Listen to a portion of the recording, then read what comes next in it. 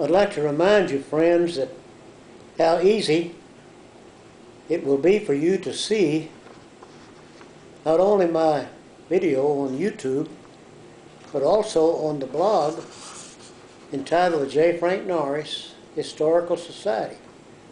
And on the YouTube, just type in YouTube J. Frank Norris Roy Balls.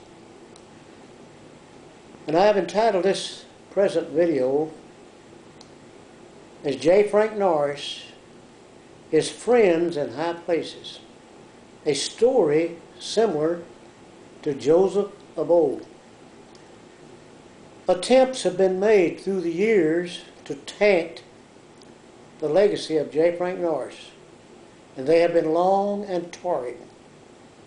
But like fine metal tried in the fiery furnace, the latter part of Norris's life has not been without praise from those in high places, notwithstanding the dismay of bewildered bystanders. On his trip to England just prior to the outbreak of World War II in 1941, Norris received the highest forms of recommendations from notables in high places. On one of my previous videos, I have noted the high praise upon Norris by one of his former critics. I refer to the laudable editorial in the Fort Worth Star-Telegram upon the death of J. Frank Norris.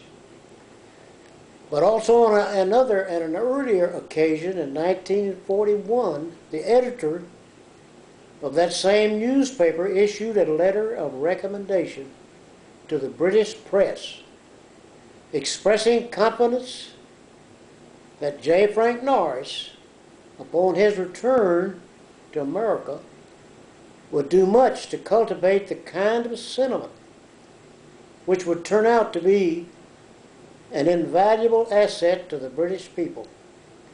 He reminded them of Norris's wide range of influence in Texas and beyond. I was an employee of the Sun of this newspaper. In my conversations with the editor Jim North's son, I can only recount nothing but amicable relationships.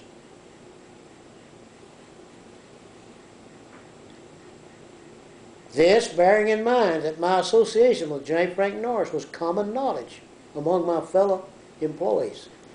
And as a sideline tidbit, I'd like to just add this personal note. My fellow employees nicknamed me Little J. Frank, which to me was kind of like a joke. And by the way, these 200 employees voted me as president of the union for 3 straight terms. Now, I am indebted to Mr. Barry Hankins for much of the detailed account on this video. In addition to several cabinet members who urged the British to treat with utmost respect, was also Secretary of State Cardell Hull, who attributed to J. Frank Norris the ability to help arouse the American public to the menacing situation concerning the threat of Nazism in 1941. Under Secretary of State Sumner Welles and Secretary of the Navy Frank Knox likewise echoed the same sentiments concerning the persuasive ability of which Norris possessed and could be useful toward promoting a positive effect in America. During his visit to England, Norris concluded his tour with an audience in the chambers of Sir Winston Churchill. While I may disagree with some of the assessments in which Mr. Hankins has portrayed J. Frank Norris in his book, I nevertheless attribute to him the highest of motives on his part.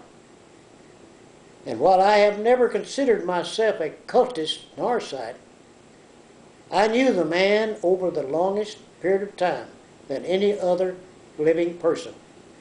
But looming large in my mind, however, are the glory days in which I witnessed a perennial revival spirit. That was the First Baptist Church in Fort Worth. Friends, spread the message around. Tell your friends to listen to my videos and to tune in to my website, the J. Frank Norris Historical Society. Thank you, and good night, and God bless America.